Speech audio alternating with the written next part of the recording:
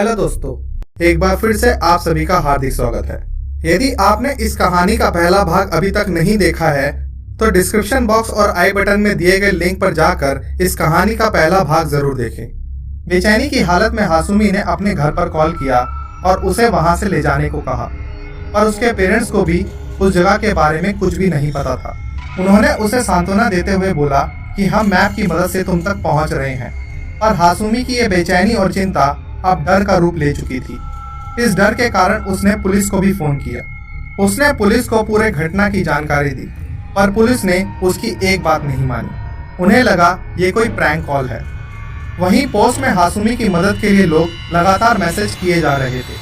किसी ने उसे आसपास किसी होटल को खोजने, किसी ने फोन पे तलाश करने, तो किसी ने सुबह तक वहीं रुक जाने की सलाह दी। एक अन्य यूजर ने उसे ट्रेन के ट्रैक्स पर वापस टनल की तरफ जाने को कहा। इससे वह जिस स्टेशन से आई है वहां वापस जा सकती है। तो वहीं अन्य लोगों ने ऐसा ना करने की सलाह दी। रात के अंधेरे में अकेले जंगल के रास्ते में ट्रेन के ट्रैक्स पर जाना, वह भी एक असामान्य रास्ते पर जिसका किसी को नहीं पता है। हासुमी को शायद उस वक्त यही सही लगा। उसने उस यूजर की बात मानी और ट्रेन ट्रैक्स के रास्ते टनल की ओर चल दी। कुछ दूर चलने के बाद कहीं दूर से उसे ड्रम्स की और घंटियों की आवाज आने लगी, जबकि वहां दूर दूर तक घने कोरे जंगल के अलावा ना कोई घर और ना ही कोई मंदिर था।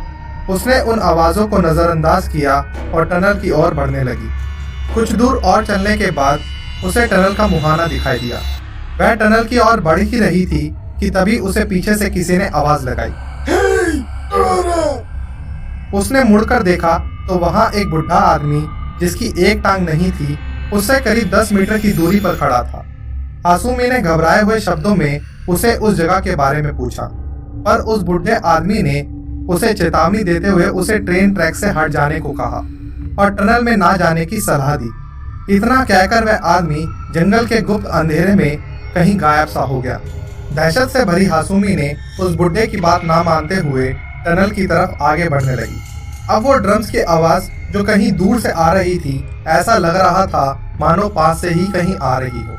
उसके मन में ख्याल आया कि मुझे इन ड्रम्स की आवाज का पीछा करना चाहिए, शायद कोई मदद के लिए मिल जाए। लेकिन एक अनजान जगह में होने की वजह से ऐसा ना करके उसने टनल की तरफ जाने का ही फैसला किया। हिम्मत करके हासुमी आगे बढ़ी और किसी तरह उस टनल के मुहाने तक पहुंच गई। घंटियों की आवाज अब और तेज हो चुकी थी, मानो वो उसी टनल में से आ रही हो। टनल के आसपास देखने पर उसे एक बोर्ड दिखा जिस पर ईसानुकी लिखा हुआ था। सभी चेतावनियों को नजरअंदाज करके हासुमी ने आगे बढ़ने का फैसला किया और वह टनल के अंदर अंधेरे में अकेले ही निकल पड़ी। अब वो ड्रम्स की आवाजें जो बहुत जोर जोर से आ रही थी, एकदम से बंद हो गई। घबराई हुई हासुमी धीरे धीरे आगे बढ़ती रही और प्रार्थना करती गई कि वो यहाँ से कैसे भी सुरक्षित निकल जाए और सही सलामत अपने घर पहुंच जाए। जैसे तैसे हिम्मत करके हासुमी उस टनल के दूसरे छोर तक पहुंची और वहां उसे एक आदमी खड़ा हुआ दिखाई दिया। रात के अंधेरे में जंगल में उस आदमी को खड़ा देख हासुमी डर गई। डर से सहमी हासुमी मदद के भाव से उसे बात करने की कोशिश करी। बातचीत से पता चला कि वह एक टैक्सी ड्राइवर है और उसे पास ही के हीना स्टेशन पर छोड़ सकता है। हासुमी उस जगह से कैसे भी निकलना चाहती थी, इसलिए उसने उस आदमी की मदद ली और उसकी टैक्सी में बैठ गई। वो अनजान आदमी उसे पहाड़ों की तरफ ले जाने लगा। टैक्सी में बैठने के बाद हासुमी ने पोस्ट किया कि ये टैक्सी ड्राइवर एक भला इंसान जान पड़ता है और अब हम पहाड़ों की ओर बढ़ रहे हैं। लेकिन इसके कुछ ही देर बाद हासुमी का एक और पोस्ट आया जिसमें हासुमी ने कहा कि अभी तक सब कुछ ठीक चल रहा था, लेकिन अब ये ड्राइवर कुछ अजीब सी हरकतें कर रहा है और मन ही मन कुछ बड़बड़ा सा रहा है जिसे समझने में मैं असमर्थ हूँ।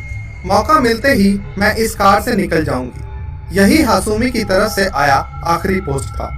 इस पोस्ट के बाद हासुमी का कोई अता पता नहीं लग पाया। हासुमी कहाँ लापता हुई? क्या वो उस कार से निकल पाई या उसके साथ कोई खौफनाक अनहोनी हो गई थी? वो उस समय किस लोकेशन पर थी? ये आज तक भी एक अबूझी पहेली है। आखिर हासुमी के साथ उस रात क्या हुआ था? आखिर कैसे जिस ट्रेन से वो रोज सफर करती थी, वो ट्रेन उसे ऐसे सफर पर ले गई जो बहुत मिस्टीरियस और अकल्पनीय थी। शिन हमामात्सु से निशिकाजिमा स्टेशन के बीच कोई टनल नहीं थी। तो आखिर उस दिन रास्ते में वो टनल कहां से आई? क्या वो ट्रेन किसी अज्ञात रास्ते पर निकल गई थी? और वो 5 अन्य लोग कौन थे जो उस रात हाशुमी के साथ ट्रेन में सफर कर रहे थे? घंटियों और ड्रम्स की आवाजें कहां से आ रही थी?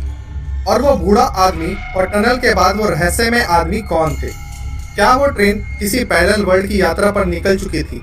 ऐसा अंदेशा हम इसलिए लगा रहे हैं क्योंकि वास्तविक दुनिया में ना तो शिन हमामात्सु से निशिकाजिमा के बीच कोई टनल है और ना ही कोई किसारगी नाम का रेलवे स्टेशन।